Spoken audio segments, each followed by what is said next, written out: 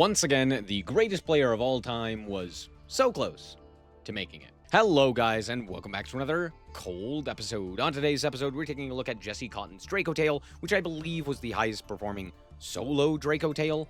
And once again, he was very close to actually making it to Worlds himself and qualifying himself. He was 2 spots away, because I believe the first and second place placements within the WCQ would be able to form their own teams. So that was Ryan Yu and Pack who ended up getting that qualification for Worlds. So there you go.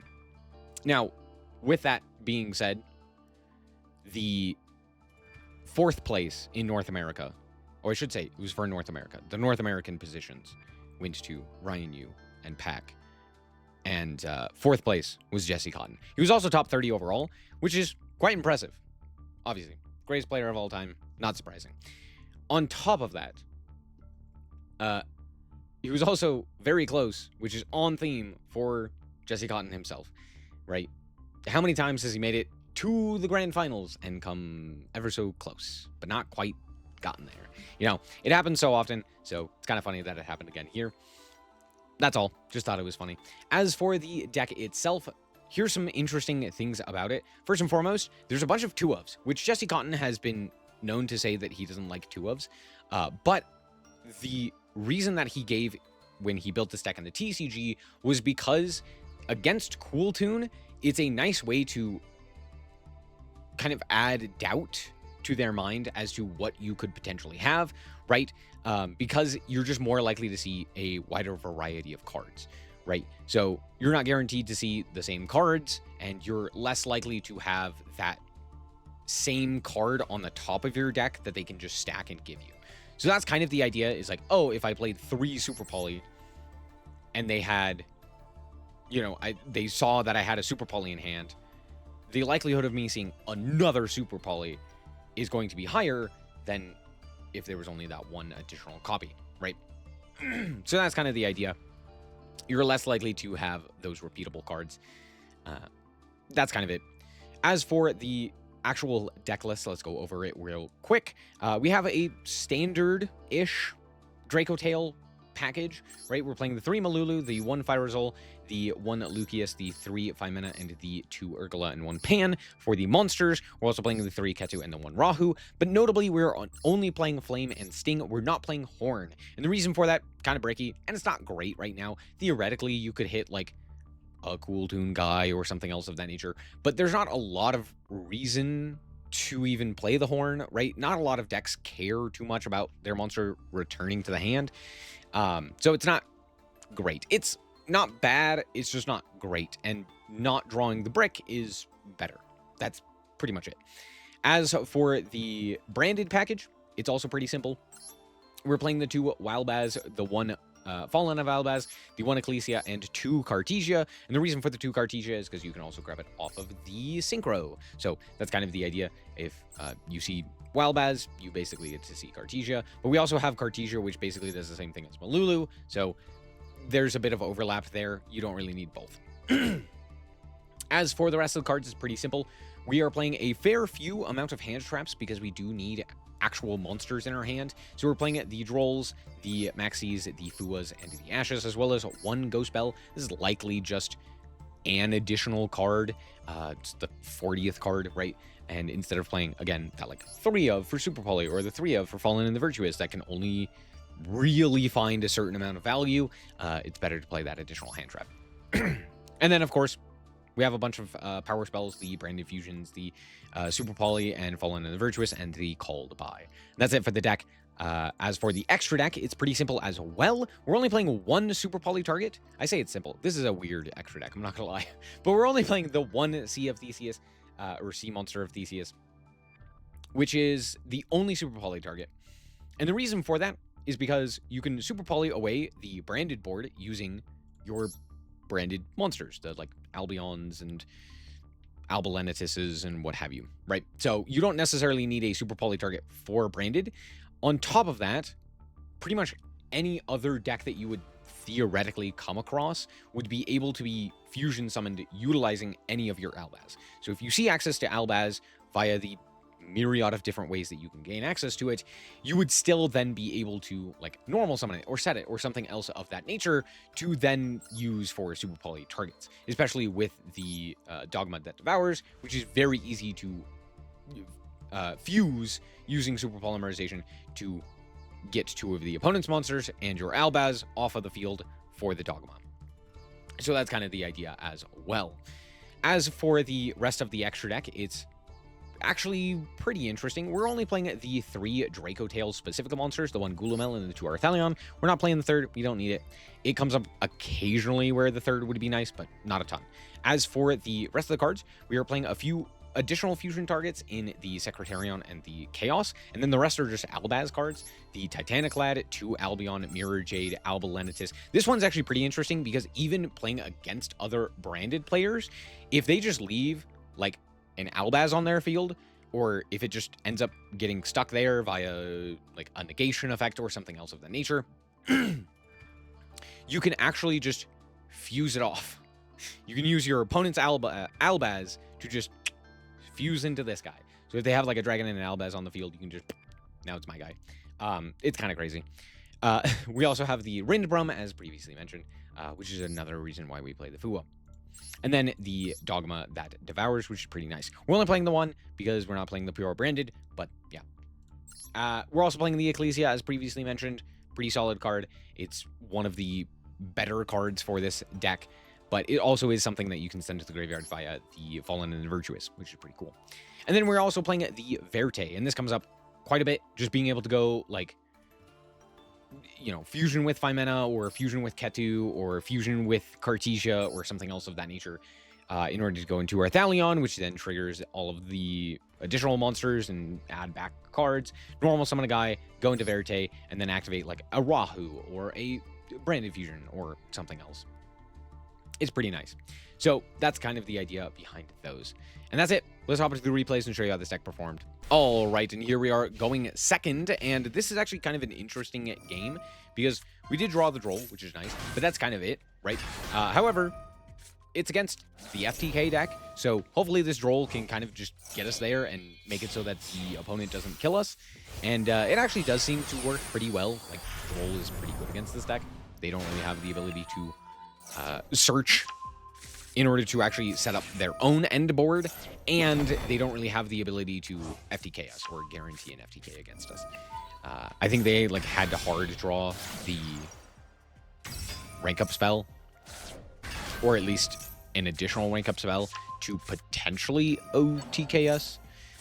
So there's that. They also bounce back the Droll, which is kind of funny. But yeah, they're going to go for the Grinder, and then they're going to go for the rank up here, which will give them the Fantastic, which is then going to trigger the other one to special summon itself, and then grab it back the Urgent Chaos Hole. Now, this is not great, obviously, but that's kind of the idea, is like, hey, Droll happened to do pretty well for us here. But we're going to, first and foremost, deal with this guy. Just remove him from the field. They're going to add back 2 guys. A-okay. We just kind of have to deal with that set card because we did have the Called By for this Maxi, because of course they have the Maxi. Why wouldn't they? Oh, just kidding. I lied to you. Yeah, we still have to deal with the Maxi. They're actually going to lock us out of fusions even. So I actually get nothing because they happened to have Dimensional Barrier. So what have we ended up with? Nothing. We still have the ability to go Urgula and Malulu into Arthalion to potentially bounce, as well as set additional guys. So we still have some way of kind of preventing us from dying. However, we'll have to see, right? Because they got back 2 very important cards, but also they did end up banishing the Biscadol, which prevents targeting. So we should be able to target them if they go for it, the rank up spell, which we know that they have in hand. I believe we know all of the cards in their hand. So they're going to normal summon out this guy, or special summon out the Rogodol, which I'm surprised they didn't elect to activate the effects in hand. And I think it does end up costing them by special summoning this guy. Had they just not special summoned it, we would have, well, they potentially would have had a lot more. So I think that's a big goof from them. They're going to attempt to rank up, but we're going to pop up there. And then they're going to normal summon and send a guy. And you can see that they send the little soldiers, which has the ability to modulate some levels. I'm like, oh, I really don't want that. I don't want to give them an 8. So we're going to go for the fusion summon here, and we're going to use the 2 monsters in our hand in order to go into our Thalion. We're going to bounce 2. We're going to set 2 as well. And at that point, the opponent concedes, realizing the writing on the wall. They've already used their normal and the special summon from the Link monster. And so I'm not really dead there. I can just bounce back. I mean, they don't really have much more, right? Again, they've already used their normal. The monster that would have potentially been able to do something, I guess they probably still could have continued playing there, because they could have like crashed, added it back, I think, and then potentially played from there. But I don't know the deck. Maybe they had plays, maybe they didn't. So, good game. Alrighty, now here we are going first. Let's see what we can accomplish. First and foremost, we are going to start by normal summoning the Ecclesia so that we can activate its effect in order to summon the Albaz. Albaz is just going to come right, or summon the Ecclesia right back, and then go into the Ecclesia, the Dark Dragon. And then into Blazing Cartesia, which allows us to go for our Thalion. We're going to activate the effect of our Thalion. We're going to bounce a 2 here, as well as trigger both the Malulu and the Phimena, which we used as material. We're going to set both Ketu and the Rahu, add back the Fallen, and then now we can actually link into the Verte. We have yet to actually use anything that has locked us into either fusions or synchros or something else of that nature. So now we can go for the Verte. Now I'll lock myself into the fusion / synchro. Go for the Goulamel. The reason I do this as well is because I want to activate the Fallen and the Virtuous, or the Fallen of the White Dragon. However, what I should have done first is just activate the Ketu, add another guy that would allow us to set an additional thing, and then go for the Rahu, so that I could have then kept the Phimena in hand and got that additional trigger. A bit of a mistake on my part. We're going to go for the Urgula to add back the Phimena nonetheless, and then go for the Fallen to send the Albion. Now I go for the Ketu. For some reason, I activate it now. It's fine. We still get to go for the Phimena here in order to go for the Secretarion.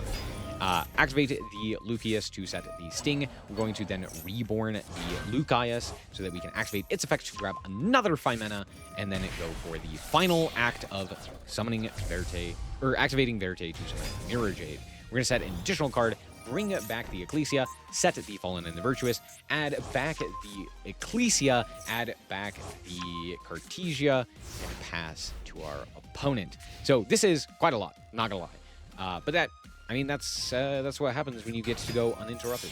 Our opponent's gonna go for the Malulu. I'm just gonna allow that to resolve because I don't really have anything to interact with it. Theoretically, I could, but I mean, our goal at this point, seeing that they're playing Dracotail themselves, is keep Secretarion alive. That's the card that matters. They notably don't use the Malulu in their hand, or on their field as material. They instead use the Urgula and the Pan, which I kind of care about, but I mostly care about the Pan because, yeah, it's going to stop the Secretarion, which, of course, we're just going to call it by that, and at that point, the game is over. Obviously, we could have potentially lost the Secretarion there, but we still have a ton of interaction. It's going to be more up in the air, but even just having that Secretarion on the field for us to utilize and to kind of lock down the opponent there is pretty impactful. So there you go. Good game. Now, to be fair, we could have also potentially made it on their turn had I not gone for it on my turn, which then would have been even more of a frustration, right? Just like activate Phimena, summon Secretarion in response to their summon, or in response to their monster effect. And then I could have just locked them down as well. So, good game. Alrighty, and here we are once again going second with a...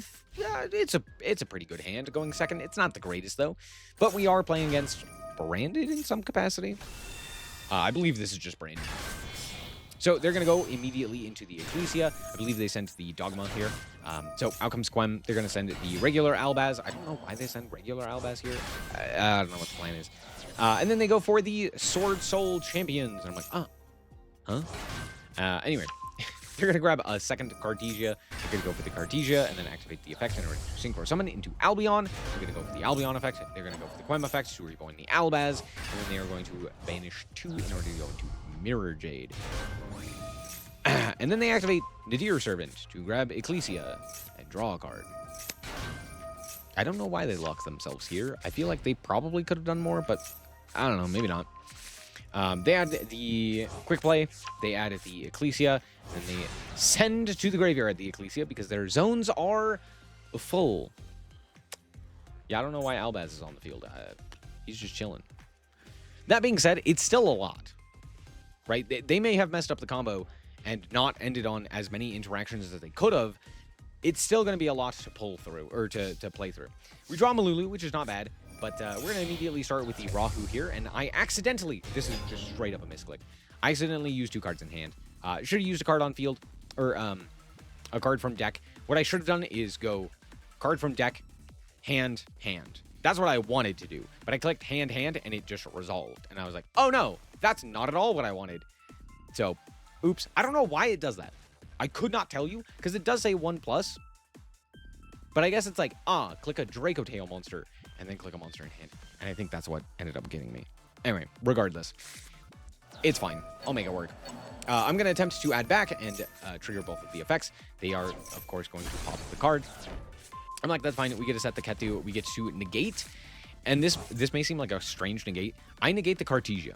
And the reason for this is because I'm actually going to attempt to destroy or remove from the field the Mirror Jade, but this one in particular is their only way of actually fusion summoning during my turn right now, right? And I want to keep them off of the Quem activation to reborn a guy, and I want to keep them off of the ability to fusion summon. So that's kind of the idea. I'm like, okay, they've already used this. They don't have another ability to use the Quem or to like send a guy from the extra deck, right? So at this point, their field is clogged, and they don't really have the ability to do anything. So that's the idea. So we're going to add back the Urgula and the Balulu, and now I get to go for the Cartesia. We're going to special summon it. We're going to go for the Fallen. They're going to go spell. Yeah, of course, why wouldn't you? That's fine. We're going to go for the Kethu here. We're going to add Pan, and then we're going to fusion summon off in order to go into a Chaos. And this does allow us to trigger the Chaos to go for the Mirror Jade. I'm also going to trigger a few additional effects here, and of course, they're going to get the Chaos. That's fine. Out comes our Thylion. We're going to set a second Kethu because I have this thing in hand, and then we're going to pop the Quem and pop the Mirror Jade. Now we can normal summon the Albaz and fuse off into Dogma, and at this point, I'm going for lethal. And in fact, they are just dead. Do you know why? There was a hint. Yeah, I could just fuse off their monsters. So yeah, we can actually just go to combat here, and that is well over lethal. Good game. Kind of silly. Obviously, my opponent kind of misplayed there, but still kind of silly that we were able to use the opponent's monsters entirely for that fusion summon, or contact fuse. So, good game. All right, we're back with the deck, and honestly, this deck is still incredible. Sure, it may not have had the same performance as that of Kotton or even Radiant Typhoon. I think this deck was less represented than Radiant Typhoon, at least within the top 100. But that being said, this deck is still incredibly powerful. It has the ability to play through a lot of different decks. It has the ability to establish one of the stronger end boards that most decks can. Sure, it doesn't have the ability to like look at the hand that Kotton has and kind of sculpt the interactions, but just by sheer quantity of interactions and quantity of cards that you can use as follow-up, right? Just like the sheer number of additional effects that you get to put cards back into your hand or put cards into rotation or add back cards or what have you, means that you're kind of never running out of plays once you start, right? And I think that is one of the big advantages that it has, right? I think it has a significantly better branded matchup than pretty much any other deck, right? Minus like... No, I genuinely think it probably has the best branded matchup. Besides, no, I just tried to do this. The point is that branded itself, pure, loses to the Dracotail variant, whereas I think pure branded might have better matchups against like potentially Kotton or like Radiant Typhoon here or there, right? Whereas the Dracotail variant might have weaker matchups against that. All in all, though, I still think that this is one of the top decks. While Kotton receives its nerf, I don't know if this will be the best deck or like the deck to beat, but I definitely think it will be one of them. And I think the fact that something like Radiant Typhoon isn't exactly great into this deck, and Sky Striker is a really bad matchup, or sorry, has a really bad matchup against this deck. Sky Striker's not great into this deck. I think makes this deck a little bit more well-positioned in the upcoming metagame. So be on the lookout for that. We'll have to see what actually ends up taking that top slot and what most players at Worlds in particular are looking to play. I don't know if there are going to be any decks to shake up the metagame. Maybe we'll get Fairy Tail. Maybe we'll get Clown Clan. Or is it Crew? I don't remember. Whichever one. We'll have to see. But I don't think there's anything really on the horizon. Like, we're not going to get Toons. And I think that's the only other deck that's really notable. So, we'll have to see. That's going to be it, though. Thank you guys so much for watching. Hope that you guys did indeed enjoy. If you did, it likes very much so appreciated. And remember to always stay frosty. Bye-bye.